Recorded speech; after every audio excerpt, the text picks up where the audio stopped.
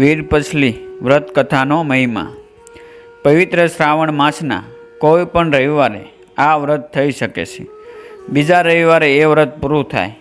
ભાઈના દીર્ઘાયુ માટે, કલ્યાણ માટે બહેનો આ વ્રત લે છે। ભાઈ આ પવિત્ર દિવસે યથાશક્તિ બહેનને ભેટ આપી તેના આશીર્વાદ લે છે। એક ગામમાં ભલો ભોળો કણબી રહે। સંતાનમાં 7 દીકરા હતા। તે બધાય પરણેલા હતા। એક પરણાવેલી દીકરી હતી, પરંતુ કમ ભાગે તેને પિયરમાં આવી રહેવું પડ્યું હતું। 7 ભાઈઓમાં 6 મોટા ભાઈઓ સુખી હતા। નાનો ભાઈ ખેતરમાં મજૂરી કરી ગુજરાન જોગું રળતો હતો। પેલી બહેન અને મા બાપના નાના છોકરા ઉપર હેત વધુ હતું, તેથી નાના સાથે રહેતા હતા। મોટા 6 છોકરા જુદા રહેતા હતા। તો પણ બહેન પોતાના 6 ભાઈઓના ઢોર સારતી ને કામના બદલામાં તેની ભાભીઓ તેને વધ્યું ઘટ્યું લુખું સૂખું ખાવાનું આપતી હતી। એક દિવસ બહેને નદી કાંઠે ગામની છોકરીઓને કોઈ વ્રત કરતી જોઈ એટલે પૂછ્યું, છોકરીઓ, તમે કહ્યું વ્રત કરો છો? એક છોકરી કહે, આજે અમે વીરપસલીનું વ્રત લીધું છે। અમારા હાથમાં જે દોરો છે તે વીરપસલીના વ્રતનો દોરો છે। હવે અમે જ્યાં ભાઈ મળશે ત્યાં તેને હાથે આ દોરો બાંધીશું ને પછી ભાઈઓનો એક ખોબો ભરાય એટલું અનાજ રાંધીને જમીશું। આ વ્રત કરવાથી ઘણા લાભો થાય છે। બહેન હોય તે ભાઈને વીરપસલીનો દોરો બાંધે એટલે ભાઈ ખુશ થઈને બહેનને વસ્ત્રો, ઘરેણાં કે રોકડ રકમ શક્તિ મુજબ ભેટ આપે। બહેનના આશીર્વાદથી ભાઈને સુખ શાંતિ મળે છે।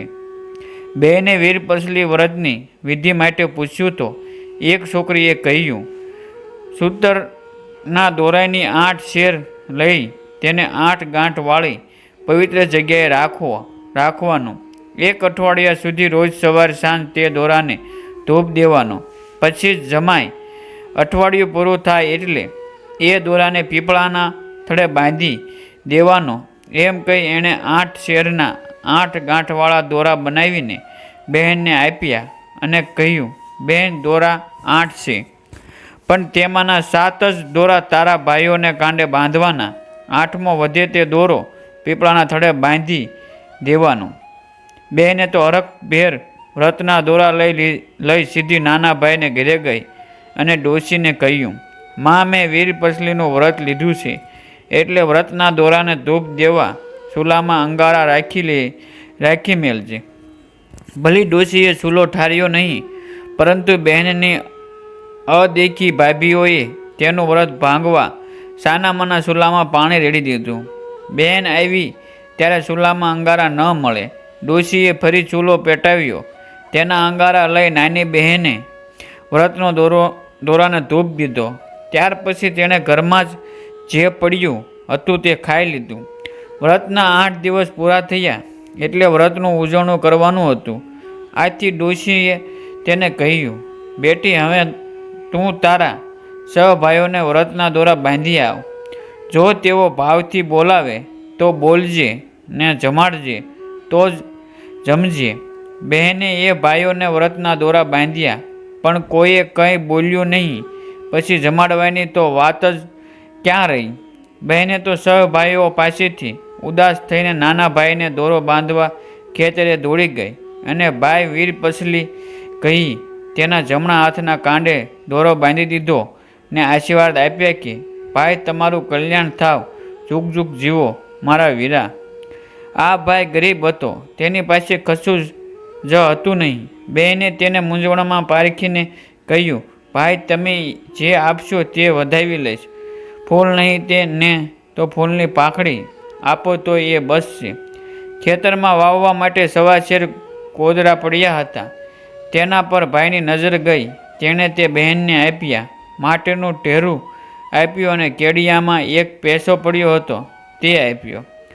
ભાઈની આ ભેટનું અમૂલ્ય ગણી બહેને તેને સાડલાના છેડે બાંધી દીધી। જતાં જતાં તે બોલી, મોટા 9 ભાઈઓએ જે આપે એવો છે તેમણે કંઈ ન આપ્યું।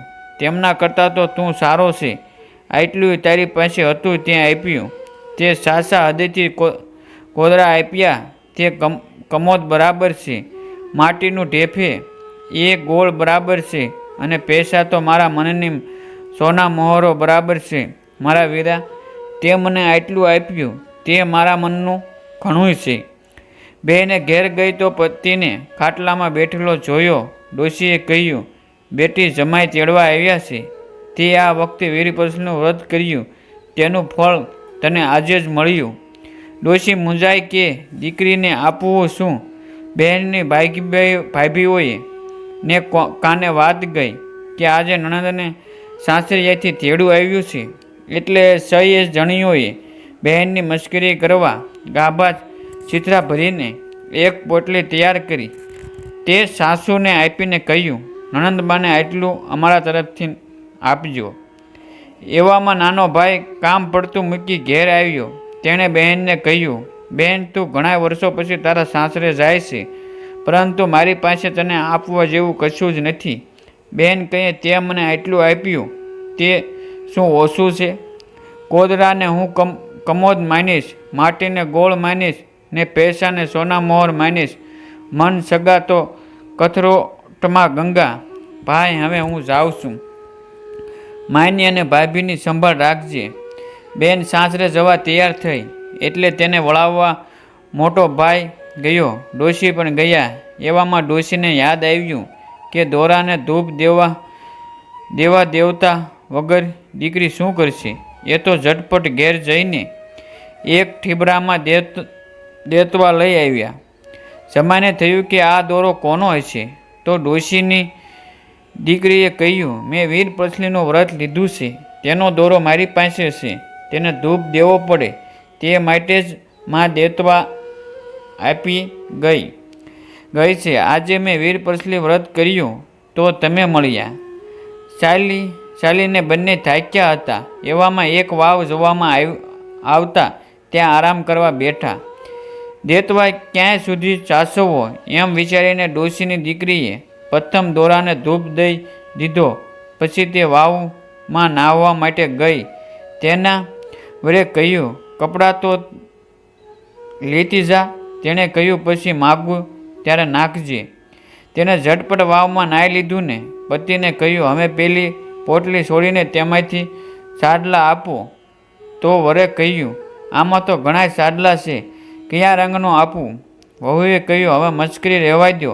માંડ એક સાડલો છે, તે પણ મેલો ગેલો છે ને તમે વળી જુદા જુદા રંગના સાડલાની વાત કરો છો. વરે તેને બધા સાડલા બતાવ્યા. તેમાંથી ગુલાબી રંગનો સાડલો માંગી લઈ વહુ વાવમાંથી બહાર આવી. તે સમજી ગઈ કે આ બધો વીરપસલી વ્રતનો પ્રભાવ છે. ભાભીઓએ તેને ગાભા બાંધી આપેલા એના હીરશીર બની ગયા. હવે એણે ભાઈએ ભેટ આપેલી પોટલી ખોલી તો એમાં કોદરા માટીને પૈસાની જગ્યાએ કમોદ ગોળ ને સોનામોર હતા. નજીકમાં જ એક ગામ હતું. બંનેને ભૂખ લાગી હતી એટલે વહુએ વરને ગામમાં ખાવા લાવવા મોકલ્યો અને વર તે ખાવાનું લેવા ગયો. ગામમાં ખાવાનું લેવાને અહીં ચમત્કાર એ થયો કે વહુને એક ઝોકું આવ્યું ને તેની આંખ ઉઘડી ત્યારે વાવની જગ્યાએ એક મહેલ ખડો થઈ ગયેલો. મહેલના ત્રીજા માળે ઝુરાખામાં તે દાગીના ને રેશમી વસ્ત્રો પહેરીને ઊભી હતી. કેટલીક વારે તેનો પતિ ખાવાનું લઈ આવ્યો. એ હું અહીંયા શું મહેલમાં? આમ કહીને તે નીચે જઈને વરને મહેલમાં લઈ આવી અને આ બધો વીરપસલીના વ્રતનો પ્રભાવ છે એમ કહ્યું. થોડા સમય પછી વહુના પિયરમાં દુઃખના માર્યા ફરતા આ મહેલ આગળ આવ્યા. વહુએ તરત જ પોતાના માતા પિતા 7 ભાઈઓ ભોજાઓને ઓળખી કાઢ્યા, પણ પોતે કોણ છે તે જાહેર કર્યું નહીં, પરંતુ દરેકને મજૂરીનું કામ સોંપ્યું. તે નજીકમાં જ એક બીજો મહેલ બંધાવતી હતી, તેમાં બધાને કામે લગાડી દીધા. એમાં પોતાના માતા પિતાને પોતાના મહેલમાં રાખ્યા અને નાના ભાઈ ભોજાઈને રસોઈ કાર્ય અંગે રોકાયા. તેણે 6 મોટા ભાઈઓ અને ભાભીઓને માટી ખોદવાનું કામ સોંપ્યું હતું. તે બધાને 2 ટક સૂકા રોટલાને શાક ખાવા માટે અપાતું હતું. એક દિવસ 7 ભાઈઓની નાની બહેનને મહેલમાં કંસાર શીરો રંધાવ્યો, લાડુ બનાવડાવ્યા અને પછી 7 ભાઈઓ તથા ભોજાઈઓને જમવા બેસાડ્યા. બહેને માતા પિતા અને નાના ભાઈને શીરો પીરસ્યો. બીજા ભાઈઓ અને ભોજાઈઓને પથરા જેવા લાડવાને ખારી દાળ પીરસ્યા. એ જોઈને બધાય કહેવા લાગ્યા, અમારાથી લાકડા જેવા લાડુને ખારી દાળ કઈ રીતે ખવાય છે? બહેને કહ્યું, ભાઈઓ, હું કોઈ રાણી નહીં, પણ તમારી સગી બહેન છું, જેની પાસે તમે ગધા વેતરું કરાવતા હતા ને એઠું જૂઠું લુખું સૂખું ખાવાનું આપતા હતા. મેં તમને વીરપસલીનો પવિત્ર દોરો બાંધ્યો ત્યારે મને કંઈ પણ આપ્યું ન હતું. જ્યારે નાના ભાઈએ પોતાનાથી બન્યું તે પ્રેમથી આપ્યું હતું. મારું વીરપસલીનું વ્રત ફળ્યું અને તેના પ્રતાપે મને આ રાજા સાહેબી સાંપડી. ભાઈઓ, તમારે સુખી થવું હોય તો કોઈ દિવસ બહેનના મનને દુભાવશો નહીં. બળેવના રક્ષાબંધનના દિવસે તેને હેતથી બોલાવી જમાડી જે બને તે આપજો, તો સદા સુખી રહેશો. બધાએ પોતાની ભૂલ બદલ બહેનની ક્ષમા માગી. ભલી બહેન મોટું મન રાખી બધાને મહેલમાં રાખ્યા. આમ વીરપસલી વ્રતના પ્રતાપે આખું કુટુંબ સુખી થઈ ગયું. જે બહેનો વીરપસલી વ્રત રૂઢી રીતે કરે અને રાખડી બાંધે તેને અને તેના ભાઈઓની આશા ફળે અને સુખ સમૃદ્ધિ મળે. ધન્યવાદ મિત્રો.